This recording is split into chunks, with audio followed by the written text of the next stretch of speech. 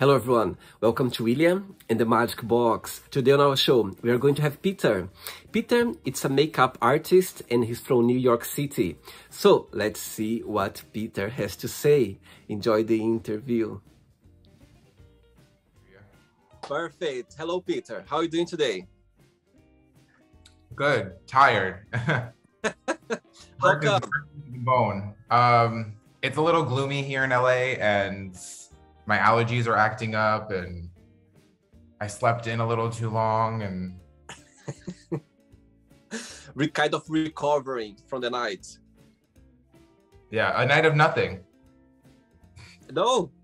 Nothing. How are you? I'm good. I'm just I had a long day. It's very warm in London. It's very hot today. So I spent the day with a friend. Yeah. And I'm just at home now. You are my last interview. So Yeah.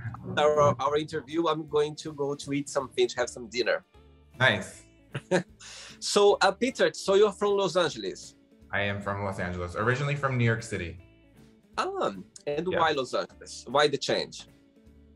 I am a freelance makeup artist, so I needed to make a jump and a move pretty quickly to kind of get my work back up, my clientele back up.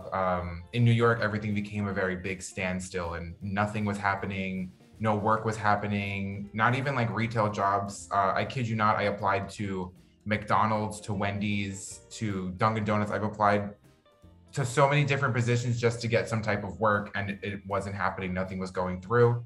And LA was always a destination on my list ever since I was like 14, 15. I'm 25 now. I had set a goal for myself in life to just be in LA by the time I'm 25. I achieved that goal. I turned 25, living in my first ever apartment, living on my own for the first time, like doing things, accomplishing things. And now I'm debating what my next venture, my next move is at the moment. So. And before you moved to LA, is the first time you living there, or you've been there before? You know the city well. I've been to LA about 3 times before moving. But like I said, it was just always something that I was interested in. I always was curious about the culture, the environment, and the atmosphere, and just honestly being in a new city. Being born and raised in New York City is an amazing thing. Don't get me wrong. It's great, but you kind of get over it. There's only so many trains you can take. There's only so many times you can walk past Times Square and look up and be like, wow, I'm in Times Square, So, and I worked, doing makeup and things like that. I worked a lot of beauty retail. So I was in and out of Manhattan almost every single day for years. So, wow. I was like, okay, I need a change of scene. And so far, what's the biggest difference between New York and LA, in your opinion? The culture, definitely. New York City culture and LA culture are very, very different things. Very similar cities. New York is obviously a little bit more fast-paced. LA is a little bit more laid back, chill, kind of go with the flow kind of situation. But the cultures are definitely different. New York City culture is very hustle, hustle, hustle, on the move. I got to get to my next destination in 3.5 seconds. Here in LA, I like to take my time. I like to do things on my own time. Everyone runs on their own personal time. And it's something very, very different for someone like me who's used to move, get out of my way. You're walking too slow. You're driving too slow. You're riding your bike too slow. Like, tourists are very centered and put in a specific area of New York City.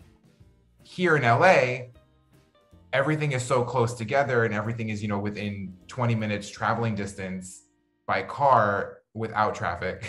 But same thing, the tourists are just all over because there's so many sights to see in LA, which I don't really see it, and I live here now, and even before moving, I was like, it was never really my thing. I was never like, oh, I want to travel to LA and visit this place and go to this museum and go to here. And I'm like, I can honestly care less about all that stuff. And experience. And tell me how it started your career as a makeup artist, how everything started. It was very abrupt. I've always been a very artistic kid. I'm 25 years old now, so By the time I was in probably the 8th grade, probably ninth grade, I was just super into like drawing and sketching, and I was always like a doodler and things like that. And any piece of paper, it could be a tissue, it could be a napkin or something like that. If there was a pen, I was doing something. I loved drawing eyes, as weird as it is. And then I have like, you can't really see it's flipped this way, so if I go like this, but I have the eye of Horus here on my arm. And it's always been something that I've been interested in, and it allowed me to like have a different perspective and a different view on life. And being a makeup artist, you allow your creativity to just fly, and you be whoever you want to be. And you're a specific artist, and every single makeup artist is different. Everyone offers something differently that they can bring to the table.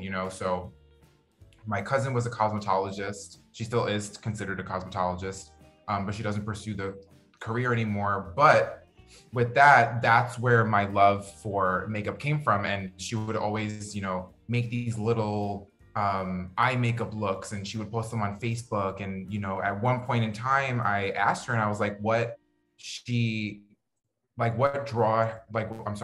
her into being a makeup artist or pursuing cosmetology or like enjoying makeup and stuff like that. And the biggest thing that she told me, and this is what I tell almost every single person, whether it's a makeup artist or someone in just a normal daily life, even for someone like you that's, you're doing these interviews and you're interviewing people from literally all over the world, and you're seeing different perspectives, which I think is such a great thing. But she told me, if you're doing it for the money, you're not going to do it. You're not going to love it. You're not going to make money. She's like, if you're passionate about it and this is something that you love and this is something that you want to do, then go out and pursue it. But don't just do it because this is something that, oh, I'm going to make money, or, oh, I'm going to become a celebrity makeup artist and stuff like that. Trust me, it does not happen as easily as a lot of people think that it can, and that's the thing that a lot of people don't understand, because you see these makeup artists on Instagram, and a lot of young makeup artists, considerably, I'm only 25. I'm kind of at that, like, it's almost like a male model, for instance, male models anywhere between the ages of 25 to 30, those are your final years of modeling, because after that, considerably, they don't look at you the same way as they look at youth. They can see you're developing sunspots or things like that. With makeup, it's kind of the same thing. If you don't have your foot in the door, you don't have the ball rolling for yourself, but by the time you're 25 to 30, for me, in my personal opinion, it's like, honestly, just do it as a hobby. You can't make it a career, because eventually in life, your body starts to break down. Things start to happen to you. I'm 5'11" and almost 6 feet tall, and I work on clients who at some point could be, 4'11", 5 foot tall, like sitting down. Sometimes I got to sit them down in their dining room table chair, so I'm hunching over, I'm bending over. It's a lot on the body. It's a lot on the mind as well. It takes its toll on you 100%. You say you say about I'm 5'11" as well, actually. Yeah. Literally, I'm 5'11". You say about your passion about eyes. Have you seen this movie called Eye Origins? No. I will send the link to you. You're gonna feel in love. It's about eyes. It's about everyone in the world. Everyone has different eye. Yeah. It's very spiritual as well. And I'll tell you something. When I watched this movie, I didn't know it was that good. I just went to see this movie. I didn't even watch the trailer.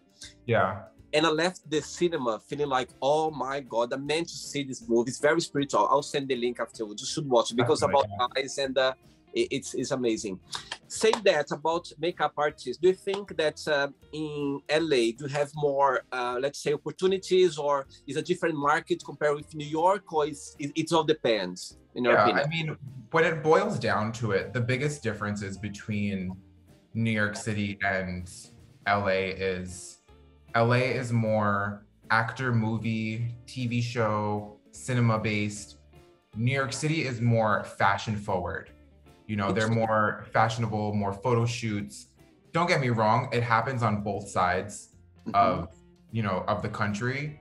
But ultimately, when you really look into it and you want to check off certain boxes that each one can offer, ultimately, yes, you know, like I said, Los Angeles is more movie-based, TV-based, and then New York is more fashion-based. So for me, when I was working in New York, I was doing photo shoots and working for modeling agencies, doing their models' makeup for their specific photo shoots and stuff like that. Here in LA, I haven't necessarily got as much work because same thing, it's kind of a little tough, and it's also a lot of work out here in LA is union-based because this is where the union is, like their home base is. So it's definitely a little harder to kind of get some work and some jobs and stuff. And, you know, I've had little things here and there, but honestly, I was just kind of allowing myself to be here and be in the moment and not necessarily focus on, you know, my career as much. And, you know, a friend of mine said, you know, you have to play house for the first year of moving, you know, away and like moving to a different city. And, you know, ultimately that's like what I did. And, you know, things are kind of working itself out. And I'm actually in the process of moving back to New York City after, you know, so it's a bittersweet thing. Yes, I think it's always good to try different places, and try. It's always it can be hard, it can be challenging, but it's exciting at the same time, isn't it? Not knowing, it's a powerful place to be. I always believe that as well. Okay, Peter, are you ready to go on a beautiful journey through your memories in life and to share your point of views? Sure. Welcome to William and the Magic Box. So this is my best friend.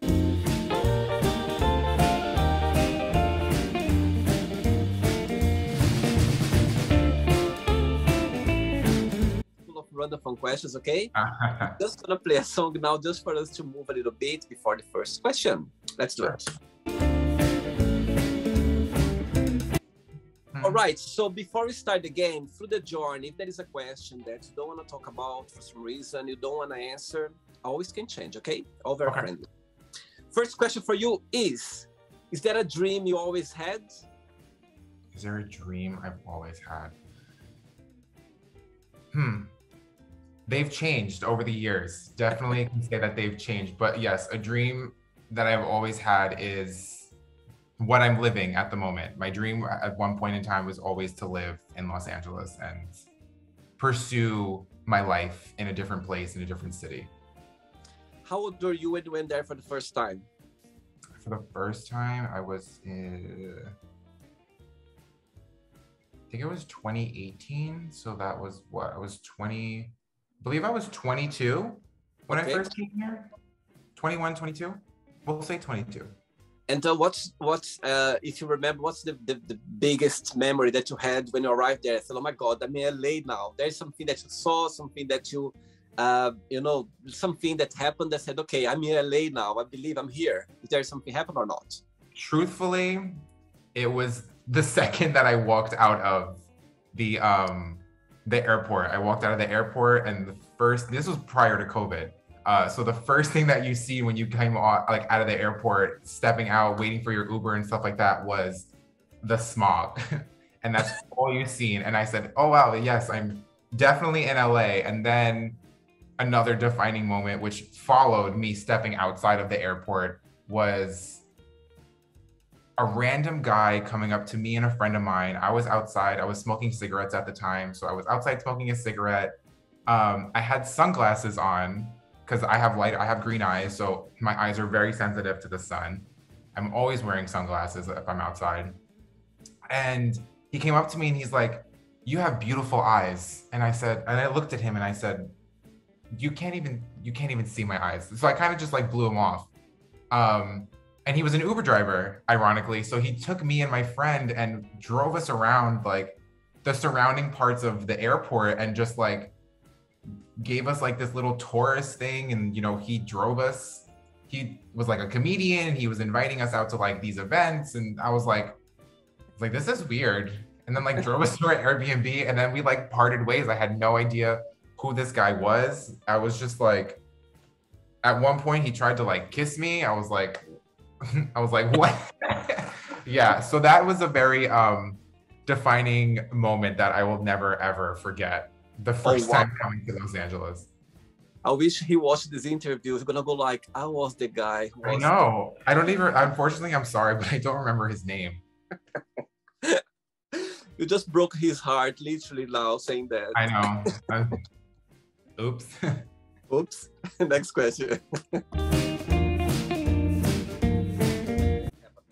Next question for you is, what can make you cry and what can make you really happy? Oh my God. I'm a very, a very sensitive person in general. So I could literally cry at almost everything. I was watching, what was I think it was a commercial, and I started to cry at the commercial of like a movie last night, and it was just like the most stupidest thing. And like, I am empathetic to a certain extent. I know when to put that wall back up and block all those outside emotions. But when I look at something, and when I look, and I'm watching something or so, along those lines, I can feel. I like try to put myself in the situation, and I can feel how they're feeling, and the tone of music and things like that. So ultimately, I can cry at almost everything. I cry at children's movies. I cry at Disney movies. I've literally cried at every single Disney movie as an adult, more than I have as a child. And something that makes me really happy. That's kind of a really tough one. We'll say, honestly, being in like someone else's company makes me really happy. Just being surrounded, like, with like good people, good vibes, good energies. Because that's, everyone has, you have family, and then you have your friends, and then you have your family that you've built on your own and stuff like that. So, those people, they mean a lot to me, and they make me feel really happy. Most of your close friends, they live in LA or they're back in New York? Majority of my close friends are still living in New York, but I have made a few friends here in LA, and they're good. They're really good people, great hearts, great minds, and, look out for me, I look out for them.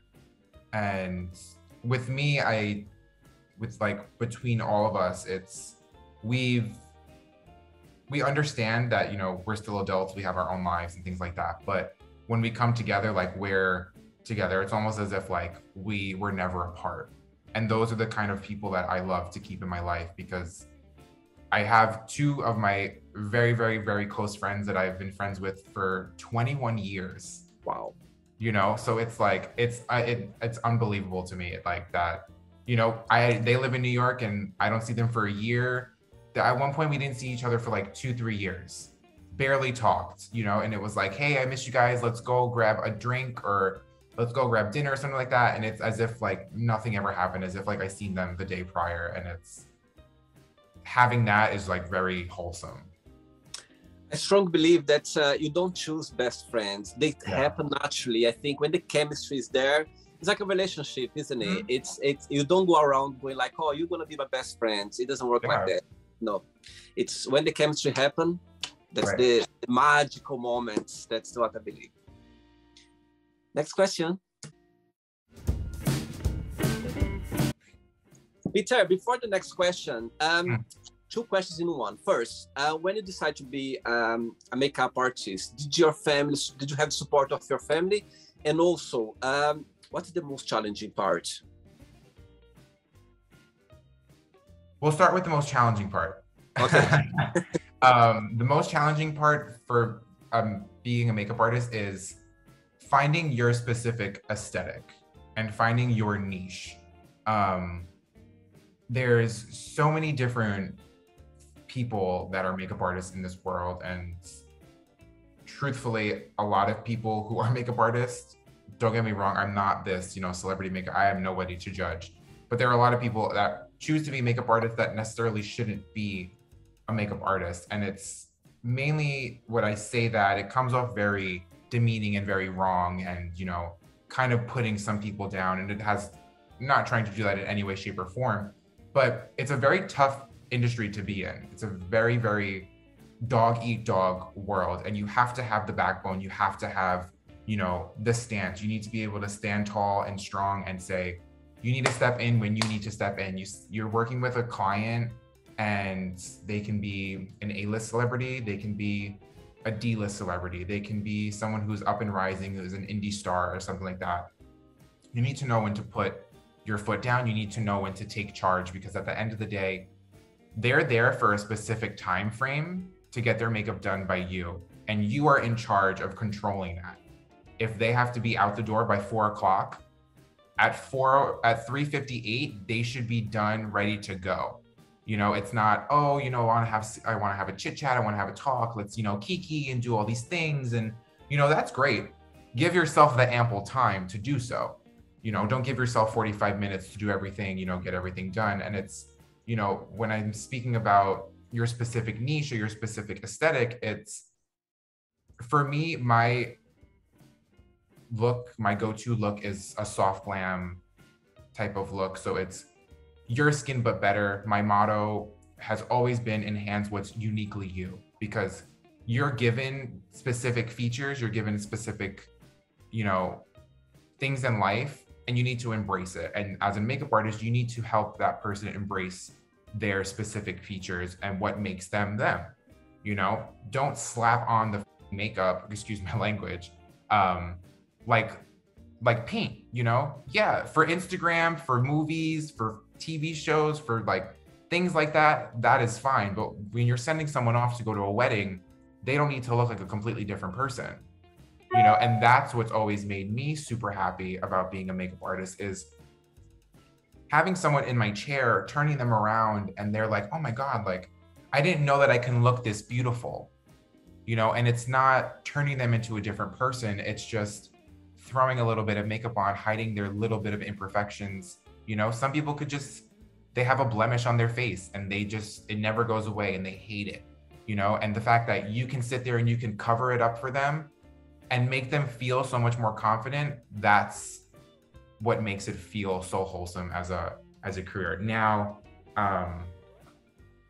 the other side of it, what was the other question? The other part that I was not supposed to start off with? I know. About your family, they supported you when you started? My family, they did and they didn't. Being a makeup artist, you don't make lots of money. At the end of the day, you make no money, because a lot of your money goes back into your kit, and a lot of, you know, it goes into traveling and doing things, and you have personal life, you have personal issues in life and things like that.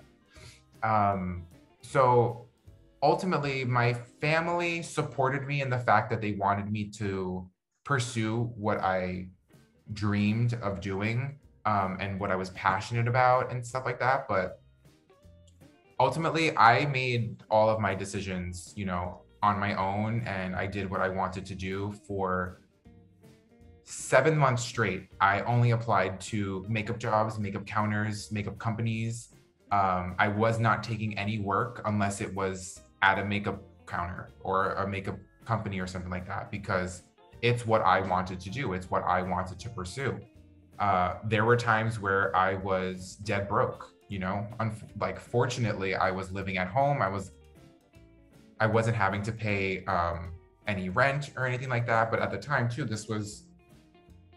I started doing makeup in 2015. So that was 7 years. I'm going on 7 years, geez. You know, and that's, you think about it and you're like, wow, 7 years, that's a long time. But 7 years of just pushing and hustling and fighting for it and getting rejected a lot, you know. We have our own lives at the end of the day. And the biggest thing to take away as a makeup artist is, unless you're like really, really in it and you're really trying to make a huge career for yourself and, you know, build a legacy for your name, it's, for me, like I did, you know, makeup can be your only priority and that's it. You need that support with everything. So, yes, in a way I had the support, but also in a way I didn't have the support. But yes, more support than none. Saying that, Peter, just something came to my mind now regarding that. Do you think that with the social media world with a lot of like apps and everything with the do you think that a makeup artist industry grown more than ever? Because like personally for me, I don't remember, like, let's say 10 years ago, I didn't see that much, a lot of makeup artists working, or maybe I didn't see their work explicit as they are right now. Do you have, in your opinion, do you think it's grown more, like more people, they, they kind of started their career as a makeup artist because of the social media, or not? It's always been a career that's always been there, like in your opinion? I mean, personally, I believe that makeup has always been a career that's been a huge thing for so many years. But because of social media definitely brought it out of, the woodwork, as, some might say, and, pulled it up from the ashes, because over the years, a lot of people didn't really find much work in makeup. And a lot of people worked like at beauty counters. They worked for MAC Cosmetics at a MAC counter, and oh my God, you worked for the MAC counter? Like, yeah, I was at the MAC counter for 7 years and stuff like that, But social media definitely took a turn with the whole makeup career, and it made a lot of youth want to become makeup artists and want to pursue makeup and want to venture out and possibly find this as a career or a new lifestyle. And it made makeup change for the better, in my personal opinion. But at the end of the day, there's other jobs in life, there's other careers in life, there's way bigger things that need to be taken into consideration. Like, we don't need more makeup artists. We don't need more basketball players. We don't need more rappers or singers and stuff like that. We need more doctors. We need more lawyers. We need more people who are going to be on the front line. And those careers are being taken away from because of social media. Because social media is showing, oh, there's Patrick Ta who's doing all this, and there's Patrick Star who now has their own company, and there's all these big names, and there's all these influencers that are making these careers and life, new lives for themselves. And don't get me wrong, TikTok, social media, all these things are an amazing platform. But Gen Z, I'm the millennial Gen Z cusp, but I am always surrounded. I'm very mature for my age mentally, and I've always been around the older crowd, and seeing the Gen Z kids wanting to take the easier route in life, it's like, okay, like, we need to get the ball rolling in a different direction. Like, we need to push these things away. And, that's why for me, it's like, yes, I love makeup and it's a passion of mine, and it's something that I can definitely see myself pursuing as a career for the rest of my life. I want to retire at a specific age, and you can't retire being a makeup artist. You don't get a 401k. You don't get a pension when you're done. You are your own boss. You are your own business. And yes, you can LLC your name, but you don't build anything from this. You build experiences, you build, opportunities and stuff like that. But at the end of the day, there's always going to be someone who is better than you. And that's in the eye of the beholder, and in the opposite, it's a tough industry. So correct if I'm wrong. I wouldn't say better than you, I would say different than you. Would you say this way or not? Because what do you think? Well, yes, definitely different is definitely a better way of saying it, but it's, like I said, like being in the eye of the beholder, it's, for the client, for instance, maybe the client doesn't like my aesthetic, but she likes, the UK girl aesthetic, and she likes, very big va va voom eyeshadow, and, the really sharp contour lines, blush, all this, like really done up, slap the paint on and call it a day. For me, and it's like, okay, if you don't like me, there's going to be someone out there who wants to work with me, and that's perfectly fine. There's other things for me to do in life. I'm a man of many, many, many talents, and I've dipped my toes into almost every single thing that I can possibly think of at this point in time. And that's what I think being a makeup artist is kind of all about. Very good. Next question for you is, What's the best advice have you ever received?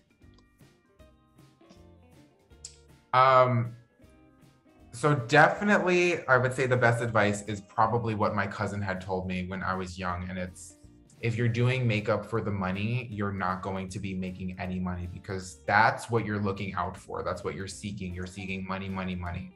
I did it, you know? I graduated high school and I went to college to be a physician's assistant. I knew nothing about what a physician's assistant was, except that I can write a prescription. I have to get it signed by the doctor who is above me. And you're pretty much a doctor without having your doctorate, and you're above a nurse. You wear a lab coat. That's the biggest thing that you are as a physician's assistant, you know? But the biggest takeaway that I took from it was, right away, you're making $90,000 to $100,000 a year. Now, when you're someone who, growing up, $90,000 to $100,000 a year was out of my sights, out of everything. Never even knew how much that money even looked like. When you're looking, you know, you're like, okay, things had to change. You know, we lost my father 2 years prior to me graduating high school and stuff like that. So, you know, you kind of change your perspective and you change your views in life. And, you know, I constantly think about what my cousins had told me all the time. And it's, you need to pursue what you love and you need to pursue what you want to do. And I just recently, this kind of piggybacking onto what like she kind of told me, I just recently saw this YouTube short video. Trust me, I live on YouTube. I don't even subscribe to any of like those. I have no cable. Okay, I have Netflix, Hulu. What else? I can't even think. I got all those little ones. But this one girl, she said that someone had told her that your 20s are for your passions. And I completely agree. You know, your 30s are when you have to settle down. You have to put your foot down. You got to stop being a kid and you have to start living and looking out for your future. You know, for me, it happened a little sooner. I'm living on my own. It's living in a new city with things like that right after a pandemic. Everyone's like, oh, you picked a great time to move to Los Angeles. Like when the world is literally still upside down. You know, but like I said, I did it because I wanted to do it and I needed to try it and I had to. If I didn't, like my skin was itching. Like I was like, I need to get out of New York. Like I can't be here anymore, you know? But yeah, that would be the biggest advice I've ever had in life. And I will take it with me until the day I die. And I'm sure your calls, you watch the interview, she's going to be very proud and very happy to hear that. I'm definitely I definitely have to send her the link when everything's done. Next question, let's do it. I'm going to follow your dance moves. I'm going to go like... It's very disco-y. Next question for you is, as a child, have you ever stole anything and how did it happen? Did I ever steal anything? As a child. Oh my God, I was a huge klepto as a kid. It's so bad. Wow. Let's put the secrets up now. Let's get everything up. What's the biggest thing that I ever stole? Trying to think. Okay, actually, I wasn't even a kid. I was still a teenager. I was in high school. I think I was a freshman in high school, and a friend of mine, she had this boyfriend who loved graffiti, and he was like a graffiti sketch artist and stuff like that. And she's like, oh, I want to buy him this like book and these markers and stuff like that. And she's like, but I don't want to like buy it. She's like, I'm just going to steal it. And I'm like, no, don't do it. I was like, because you're going to get in, like, what if God forbid you get in trouble, you know? So I was like, yeah, sure, whatever. I went and we went to Michael's, which was right next to our school. There was this guy, I mean, it was literally like 3 days before Christmas. So there was one of these, we would call them like secret shoppers. Or he was like a security guard or something like that. And, you know, he was like following us around, and I pretended that like I couldn't breathe, or like I was having trouble breathing, or I was just like really hot. And I like crouched down on the floor and I like took all this stuff and I shoved it in my book bag. And we got really far. We literally were about to step outside of the store. And ultimately, growing up after that, I learned that once you're outside of the establishment, there's nothing that they can do. Um, so we were still inside and he like stops us and he's like, oh, you know, I'm gonna need you to come with me, blah, blah, blah. He's like, oh, let me check your bag. And then he like asked my friend to check her bag. And I was like, no, she doesn't have anything. I was like, I have everything in my bag. I was like, let her go. I was like, because if her parents were to find out that she got in trouble about if if her parents found out she got in trouble about anything in life, she would get like in such big trouble, like, you know, very, very strict parents. So I was like, let her go. Like, she has to be home at, you know, a certain time anyways. I was like, check her bag, let her go. Like, you know, she's good. Went back upstairs. I was so nervous that I actually had to pee so bad. Went in the bathroom and actually one of the security guards who worked at that Michael's specifically, he told me that if I was going to steal, I should have stolen at another Michael's because they don't have security there. Oh my God. So I was like, How do you... okay. I was like, mind you, I'm in the stall and he's in the bathroom with me, like making sure that I don't have any other items on me, like trying to continue to take. And then they kind of like tried to scare me and like threaten me and tell me like, oh, if your parents don't come to get you in the next 45 minutes to an hour or something like that, like we have to take you to the precinct and then we have to process you. And I was like, oh my God, what? I was like, I'm 14 years old. Like, what are you gonna do? Like, arrest me? And it was like almost $100. And my mom came to pick me up, and we didn't have to pay for anything. Thankfully, they just took everything back from us, and they knew that we were high school kids, and they've seen us before, and they've seen me before because that Michael's. I'm not too sure if you're familiar. I don't even know if they have Michael's in the UK. No. But Michael's is just an arts and crafts store. It's like a big name. Okay. So yeah, that was that. And then after that, I was like, yeah, no, nothing ever again. Like I couldn't. And then I probably sure like throughout the years, like I've stolen little things here and there, and you know, who doesn't go to the self-checkout purposely to steal some groceries from the grocery store, you know? Who wants to spend $12 for a box of strawberries when you could just steal them? I think Michael's they for sure they will forgive you because the big advertisement you did for them now it paid off everything right now. Yeah. So they're glad. Right. Thank God. They're like, thank God he stole at the time. Now he do a big advertisement. So there we go. Yeah. Good. Ready for another one? Yes. Let's do it. Before the next question, tell me through your career, tell me like one of your best makeup session that you had for some reason, or because of a reaction of your clients, or because something special happened. If you could pick one, what that would be? This is a very big one, and every time I talk about it, every time I think about it, it gets me like super emotional. When I was working for Sephora back in New York, I had this one client.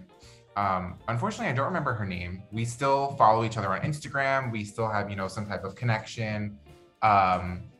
She was doing a wedding photo shoot with her child, who was he was a newborn. I think he was like maybe under 1 year, 1 year old, and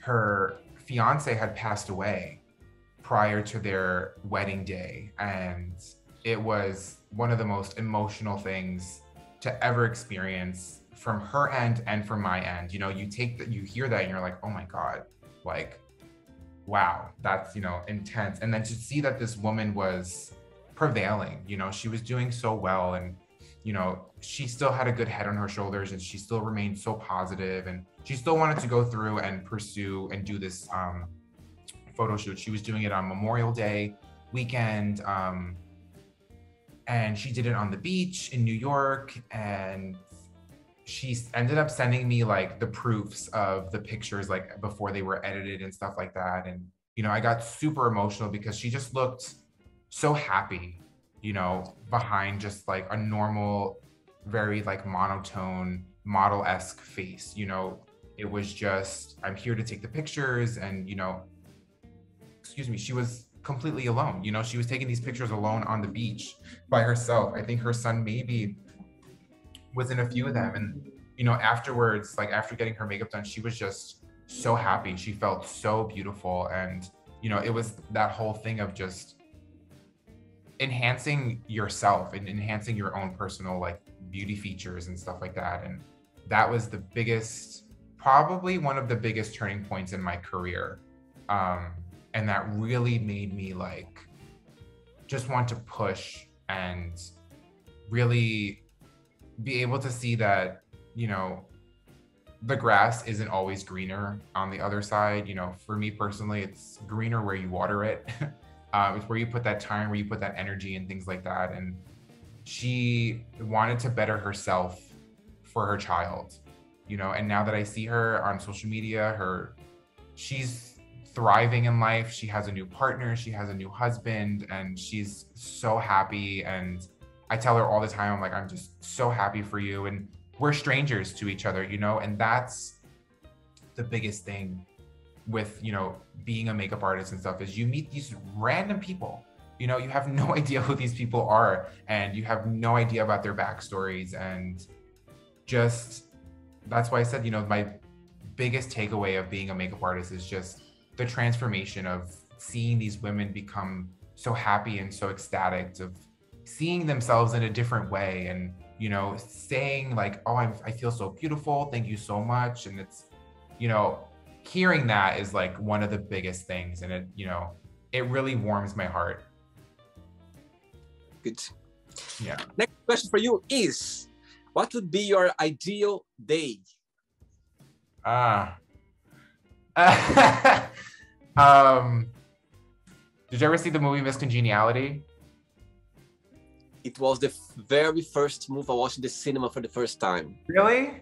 Yeah. That's one of my favorite movies. And every time someone asks me that, you know, like question, like, oh, what's your perfect day? And I say, April 24th, because you can wear a light jacket and it's not too hot and it's not too cold. Mind you, we just passed April 24th, which is amazing. My ideal date. Truthfully, it depends on the person that I'm going on a date with. I'm a very open-minded person, and for me, I would cook us dinner and open a bottle of wine and listen to music and sit on the couch, watch movies. I'm a huge homebody, but I love being out, and, you know, I'm only 25 years old. Of course, I have to love being out and doing things and stuff like that. But after COVID, I realized that, like, I love being home. I love doing things at my own time, you know? What am I doing? Today's my day off. What am I doing all day? Nothing. I could go outside. I'll probably take a walk. It's National Donut Day. So I'm going to go get a donut with a friend later on. And then I'm going to go watch RuPaul's Drag Race. And then I have work in the morning at 5 a.m. So not a lot. But with me, it's, yes, literally it's, you know, what the other person kind of throws at me. You know, you want to go in New York, a lot of people go on dates and they're like, oh, let's go axe throwing, or let's go take a walk by the pier, or, like, you know, I'm very simple, and it's more of getting to know the person and understanding than anything. And for me, that's why I said, like, you know, I'm also a chef. I'm a trained chef. I graduated culinary school. So there's, you know, like I said, I've dipped my toes into as much as I can possible. And, you know, I like to show off my skills and I like to show off my talent. So it's, you know, I'll cook us dinner. Like I said, I'll cook us dinner, open a bottle of wine, watch a movie, just hang out. And, you know, bringing someone into your home is a very, it's a very big thing to do, you know, to feel comfortable to bring this stranger into your home and open up to them and allow themselves to open up to you in a personal space that's very inviting. I think shows a lot about the two of them, you know? So yeah, we'll say perfect ideal date would be cooking dinner, opening a bottle of wine, watching a movie or something like that. No little, you know, no hanky panky on the first date. And then what? I mean, maybe a little tap kiss, and that's fine. And then I'm like, okay, get out of my house, bye. And for me to go to sleep. I'll tell you something. I'm gonna share something with you. When I was 12 years old, I started studying English when I was back in Brazil, and for some reason, it was my dream to go to New York. Like I always dreamed to go to New York, and it happened three years ago before COVID. 4 years ago, I went to New York for the very first time. My best friend, he lives in Montreal, in Canada, and he was working for a bank at the time.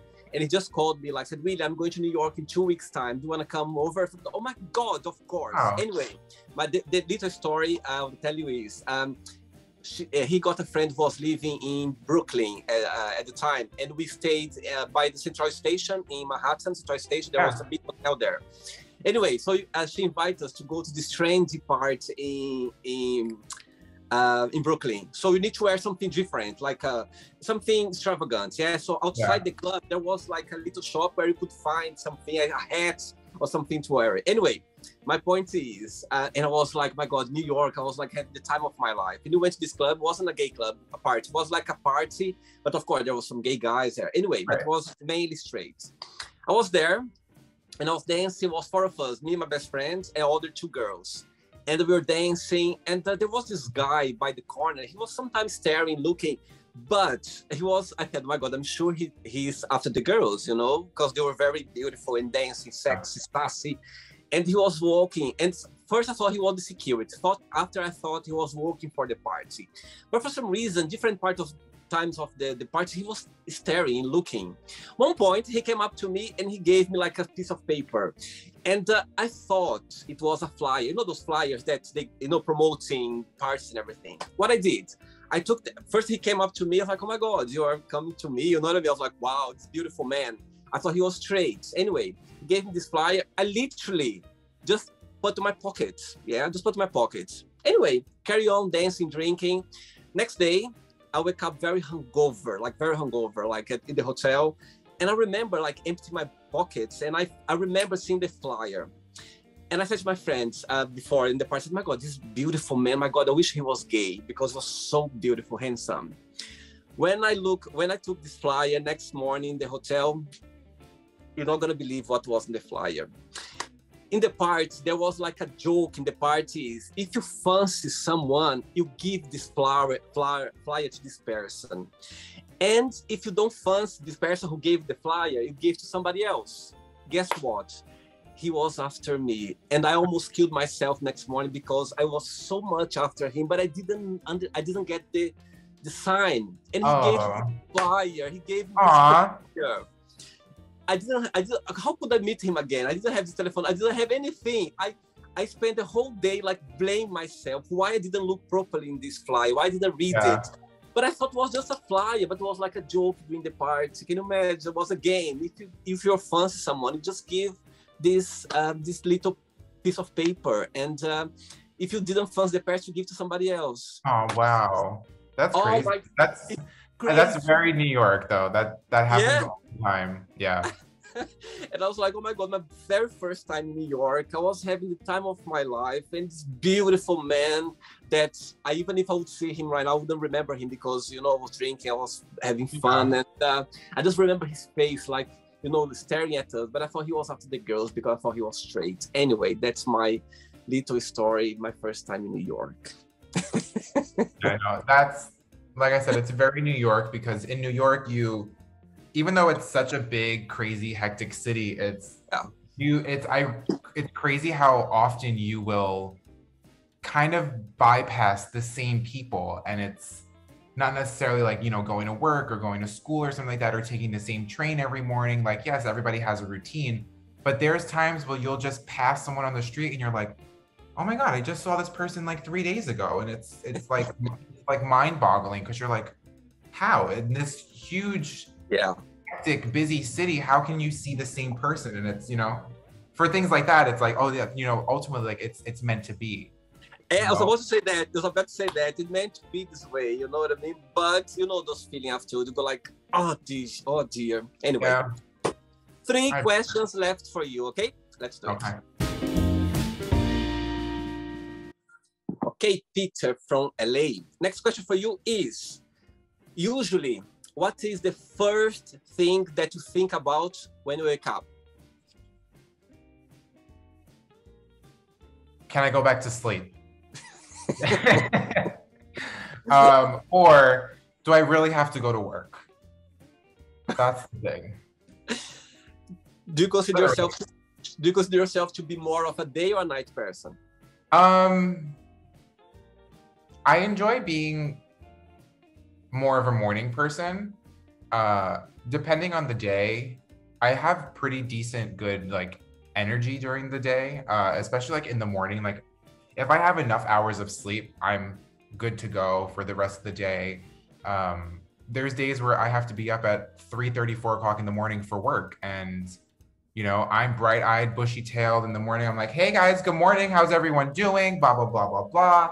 You know, and then there's days where I wake up at that time and I'm like, don't talk to me. Don't look at me. Don't even like, I don't even want to take your order. Just what do you want? Like, please come make your own coffee. Like that's, you know, that's the biggest thing. But I enjoy being a morning person or like doing things more during the day or working during the day for having the rest of the day. You know, my daily routine is usually I wake up, go to work, go to the gym, or I wake up, go to the gym, and then I go to work. Depending on my hours, depending on the day, you know, if I'm waking up, going to work, going to the gym, by the time I come home, I make myself something to eat for dinner. You know, I'm looking at anywhere between like 7 p.m., 8 p.m., 9 p.m. sometimes of just like finishing my day because was able to do everything that I needed to do. And then I'm freaking exhausted. I'm like ready for bed. I'm 25 with the mentality and like physically feeling of being like 65 because I'm like, I'm always tired. Do you see that, in your opinion, the gay community in LA is very different of the gay community in New York? There's a biggest difference, in your opinion? And there's a huge difference. Which way? In LA, it's very cliquey. It's very tribe-based. So it's, you know, so in LA, there's two very big gay epicenters of Los Angeles. There's West Hollywood, which is considered boys' town, and then there's Silver Lake Echo Park, which is more of the alternative, normal. I know that's a very like bad word to use, but just you can go to Silver Lake and you can be just welcomed. You know, you can enjoy yourself. There's an amazing bar called Akbar that's been around for like, I think like 40 years, almost something like that. Probably getting that wrong. People are gonna watch this and be like, oh, he's definitely not from LA. He has no idea about Akbar. But it's an icon. It's an iconic bar that's been around for years. There's Eagle LA, which is very, very different from the Eagle of New York and the Eagle of San Francisco and the Eagle of the other parts of the world. I know there's going to be a lot of guys that know exactly what I'm talking about watching this. Explain more in details. I'm joking. Oh, I was like, I could, but it might be a little too explicit. You might not be able to put this on YouTube. Or it's okay. Let's leave people to lose their imagination. Right. But in like West Hollywood, it's very stuck up and very cliquey and, oh, you don't look like me, so I don't want to talk to you. And I see. You know, I had a very, very bad experience going to West Hollywood just like a month or two ago, and it gave me a really bad taste in my mouth. And I'm just like, I don't want to go back. Like, it's just, it's been something I don't really want to, I would love to speak of it to get, you know, exposure on the issue of like what's going on, but I don't even know if I can speak about it because I don't know like what, you know, goes on, or also too, I don't know who at the end of the day who might see this or have experienced the same exact thing that I experienced. And you know, but can you share like more kind of superficial, more or less, like not to get more No, it doesn't have to do anything with like the people. It's to deal with like a specific bar and, you know, a Oh, situation that kind of happened that's been a reoccurring issue for the past, you know, few years and stuff like that. So they look at you like you're an alien, you know, and you don't feel comfortable. And that's coming from someone of my stature, you know, like I don't sit here and I'm not a conceited, cocky person at all. But I know that I have good looks. I have, you know, really nice eyes. I have strong facial features and things like that. I know what I can bring to the table. And me being from New York, I don't go to those specific bars because I will have someone throw like an issue at me and I'll fight back with them. Like I am not a physical fighter. I've truly never been in a physical fight. I know how to handle my own, but I will fight with my words and I will make you feel so small as a person with just using my words that you would want to get me in trouble. You would want to call the cops on me and you will throw the gay card out there. And guess what? Looking at me walking down the street, you're going to think that I'm a straight man unless I'm wearing my short shorts and stuff like that. And I'm, you know, prancing down the street like it's my runway. When I go out, I put a very big wall up. And I feel like a lot of people know that a lot of the times. And I've had multiple guys, even in New York, come up to me and say, you know, you're so easy to talk to and stuff like that, but you don't come off that way. You come off, I've had guys tell me, you look very busy. I had a guy tell me once, you look like you don't want to be here. And my response was, I don't. Like, I was like, I'm only here to support my drag friends. Like, I don't want to be here. Like, I don't want to be around the gays and the issue. Like, it's just, I hold my liquor and I hold whatever else I'm doing very, very well. You know, I don't get messy. I don't get sloppy. I know my limits. And from my experiences in New York, a lot of people don't.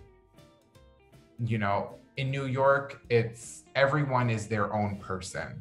And that is what will constantly draw me back to New York is the individuality of New York and the drive and the hustle and the passion. You can feel it. You walk down the street and you like breathe and you're like, oh, I'm in New York. Like when you're here in LA, you're like, oh, I'm in LA because it's beautiful. The weather is beautiful.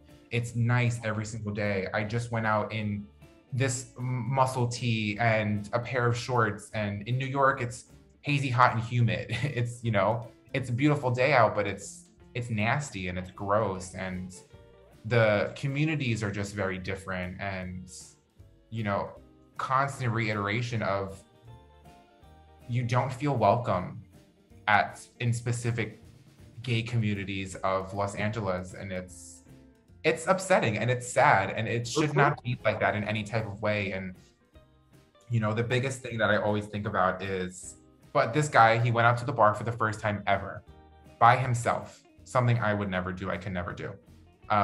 Went out and he, like I said, he doesn't fit the normal standard of these gay guys. So he's out, he's having his drink and he's just hanging out and he sees this guy who he finds very attractive. And he eventually approaches this man at the bar. This guy looks him up and down and just flat out rejected him, said no. This man put his drink down, didn't even finish his drink, left, and was crying as he left the bar. And if we're a community, we're supposed to be a family and stuff like that, we should be welcoming every single person and stuff like that. And if you're not attracted to someone or you're not interested in someone, then just approach it correctly. You don't have to look someone up and down and make them feel even smaller than what they already feel. For me personally, growing up, even now, 25, I have no confidence. I have low self-esteem and stuff like that. But my insecurities, I don't allow that to be projected onto other people. And the biggest thing in Los Angeles is, especially in the gay community, so many men are insecure. And the thing is, LA is known as this fake city, right? Everything is fake. Nobody presents their real selves. Everyone is an actor, an actress, and stuff like that. They portray it very, very well. You know, literally everyone is insecure. I've had 50-year-old men project their insecurities on me. And I'm 25 years old. You're double my age. I'm working through myself. You decided to work on yourself at a specific age because it was of what your timing called for, you know? So it's, yes, they're very different in their own ways. And I believe every single community in different cities are of their own specific standard or stature, but between the two cities, they're extremely different. You know, New York City nightlife, you can go to Brooklyn, you can go to New York, you can go to Manhattan, you can go to Long Island. There's gay bars everywhere.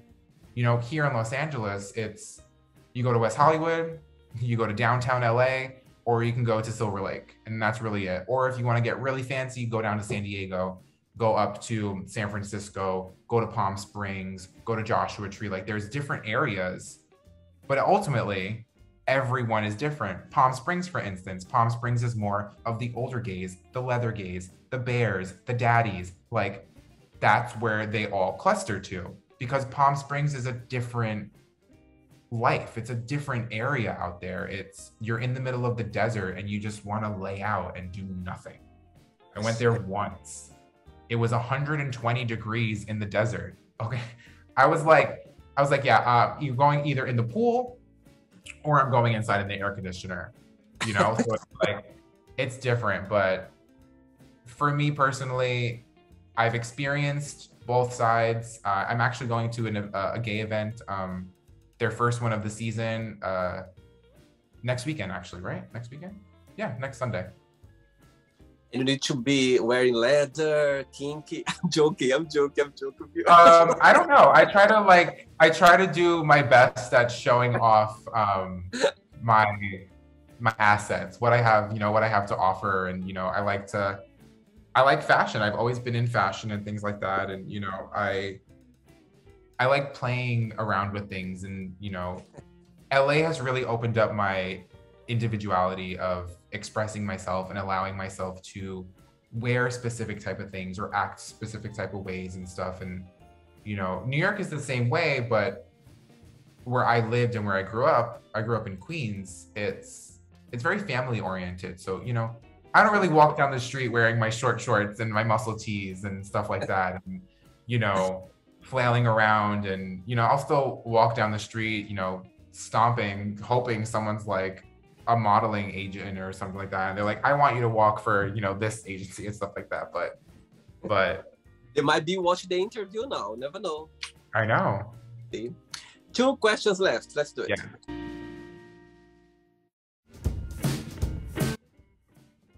Next question for you is, do you think your priorities have changed since you were younger?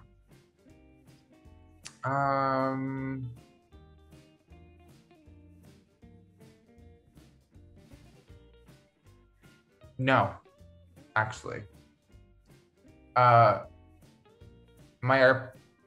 Because I lost my dad when I was 16, you know, my life kind of flipped in a specific kind of way where, you know, my priorities were always my family, my future, you know, so it's trying to build something for yourself, trying to make a name for yourself. And, you know, at the end of the day, I want to not necessarily build a legacy for myself or build a specific kind of name for myself, but I want to build something for myself. And, you know, that's why I say, like, you know, being a makeup artist is great. And it's something that has to happen in a specific time period of your life, because you need to slowly build up your momentum to get a career that you're really aiming for. And my priorities have always been, you know, get known enough to start to build that name for yourself, and, you know, get the people and bring the people in. And honestly, my main priority in life has just always been to just be myself. And it's the most important thing, especially in this kind of field, especially, oh my God, in this day and age, it's just be yourself. It's not that hard. You know, if you have to find yourself, that's the hardest part. Yeah. You know, of course, but it's always be yourself and stop trying to be like anyone else. And that's one of the main reasons why I can't live in Los Angeles anymore, because everyone is an exact copycat of each other. And you walk down the street and all the girls dress the same and all the guys dress the same. And it's like, we get it. Y2K is coming back, and, you know, low-rise jeans and thin eyebrows are coming back, and, you know, white lipstick is coming. Like, we all, like, you know, there's things, but learn how to make it your own and learn how to put your own twist on it. And, you know, walking down the streets of New York, it's, you look at someone and you're like, oh my God, like, they're just, you want to compliment people in New York. And here it's just like, oh yeah, she's hot, she's got a nice body, and, you know, she's fit and she works out, and oh look, she's wearing athleisure, oh, she's wearing Lululemon, oh my God, like, it's like all the same. It's something that I always pointed out here in the show, Peter, is about being yourself. I think it's something that you live more relaxed, you don't need to pretend. Yeah. The right people come, the wrong people go away, and it's powerful. I think, be yourself. I know sometimes it's not easy to be yourself all the time, but if you try to be yourself most of the time, it's something magical, and you'll be in a better place. Yeah. Ready for the last one? Yes, let's do it. Last question. But before the last question, let's say that tomorrow it's the biggest event, like the Oscars or the VMAs, and they're gonna call you, say, okay, Peter, we need you here because you can choose 3 celebrities or 3 stars that you're gonna do your arts. Yeah. Who that would be? 3 of them. Oh my God. The biggest art, this or the Oscars, all of these big events, all of them gonna be there, the biggest ones. So you can choose 3 of them. That is one of the hardest questions you can ever ask me personally. I'm the most indecisive person in the world. Let's see. It would be Megan Thee Stallion for her personality and her beauty. She's just a natural beauty and everything about her. I also love to do makeup on women of color because I really put my all into my work and things like that. And I really try to make sure that it is them, you know, and it's not a different skin tone and stuff like that. So yes, Megan Thee Stallion. I have to throw an actress in there, but oh my God, there's so many. Let's see. Okay, there's Shay Mitchell. She's always been one of my biggest dream clients to work for. So Megan Thee Stallion, Shay Mitchell. Oh my God, 3. Like really hard. I mean, another one that I would love to, is Ariana Grande. Okay. She's another one. She's just one. She's always been like a dream of mine. But she has such a specific look, and it's the fact that her makeup artists, because she has multiple, and I follow every single one of them.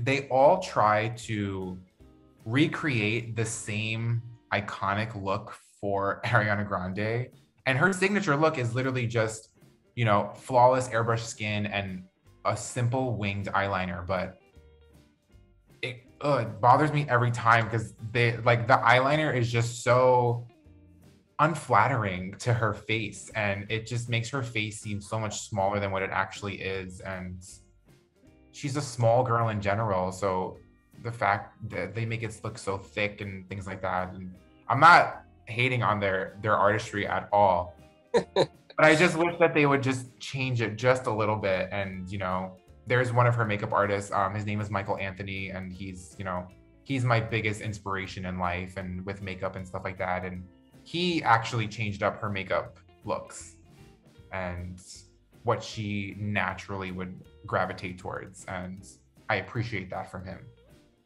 That'd be good. Last question for you is, if you could have dinner with anyone, living or not, who that would be and why? Oh my God. I already know the answer to that question. It would be Kevin Aquan. Kevin Aquan is in my opinion, he's the most iconic makeup artist of all time. He changed makeup for the better. He actually learned that makeup is a science. You know, it's an art form. It's not just slapping makeup on the face. And he influenced me in so many ways. And unfortunately, he passed before I even got into makeup artistry and stuff like that. And, you know, he passed because of, I believe he passed because of AIDS or HIV. And, you know, his time was just so short-lived on Earth. And he, from interviews of all these celebrities that he's worked with, they always speak so highly of him. And we kind of, another reason why I would love to have dinner with him is because in life, our childhood and our upbringing and stuff like that was similar to a certain extent. And, you know, we had passion and we had drive and we pushed for our futures and we pushed for ourselves to be bigger and better in life. And, you know, he did this thing where every single one of the magazines that he was featured in, he bought and he framed and he kept to the side. And that's been something that's been like a dream of mine, to be able to pursue, to have that and have that memory of myself and, you know, my accomplishments in life. And that's, yeah, he's the biggest inspiration to a lot of people, but for me, he's like, if I can ask him like anything in life, one thing in life, you know, I couldn't ask her like say what it is now, but you know, there's definitely, if I had that opportunity, it would be, first I'd probably drop dead because of just being in his presence and stuff like that. But yeah. I can see already your wall with a lot of pictures there. I can see already, I can visualize that, okay? It's not the end yet. Let's play now the word association game, okay? I'm going to give away some words. Just tell one word that comes to your mind. Quick thinking, okay? So, I hope you are enjoying the interview. Before we do the word association game, don't forget to give a like, don't forget to share this video, and also don't forget to subscribe to our channel. Just click on the button right there. Thank you so much and enjoy the word association game. Family. Love. Money. Green. One word for love. One word for love. Warmth. Life.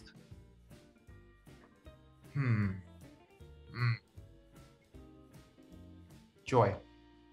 Sex. Fun. You looking up, I was like, oh my God, what's gonna come? Politics. Ugh, ew. I hate politics. Religion. Personable. Fear.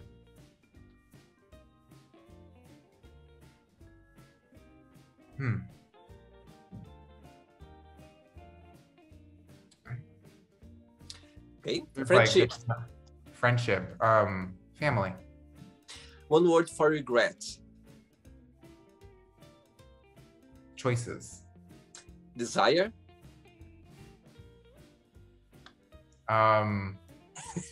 Flame. Success.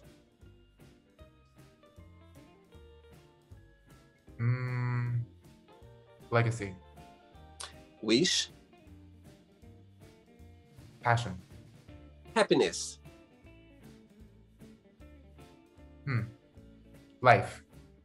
One word for Los Angeles. Smog. Literally. That's the only thing. One word for New York City. I said this before, individuality. Okay. How about the USA? Horrible. And the last one now, makeup artist. One word. Creativity. Amazing. Let's pretend now I'm going to meet your best friend for a coffee, and I'm going to ask your best friend, what is the most beautiful thing about Peter, and what's something that he still needs to work on, to improve on? What your best friend would say?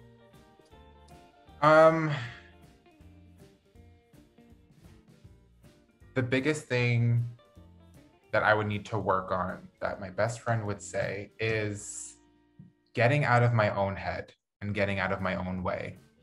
And the best thing that my friend would say about me is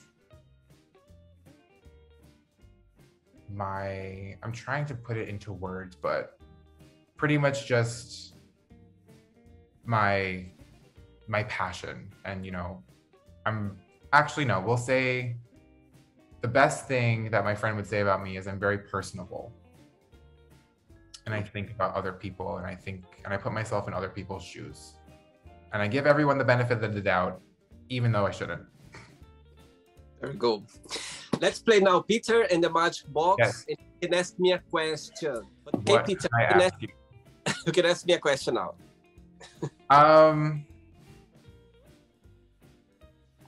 If there's anywhere in the world that you can see yourself in your next venture, where would it be? Los Angeles. I'm Yeah. joking. I'm joking. I'm joking. Good question. I love this question.